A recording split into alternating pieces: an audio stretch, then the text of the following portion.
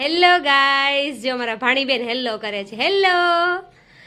આજે છે ભાણીબેનની ફર્સ્ટ હોળી, તો અમે નો નો નો નો નો દર્શન કરવા જઈએ છીએ અને હાવડો પહેરાવી દીધો છે અને બે ભાણીબેને પહેર્યા છે સેમ સેમ કપડાં. અને અહીંયા બા તૈયાર થઈ ગયા છે, દાળિયા, ગોળ અને પાણીની લોટી લઈને શ્રીફળ લેવાનું છે હજી. અને જાય ચાલો હોળીના દર્શન કરવા જવું છે ને મીસુ? હે હા.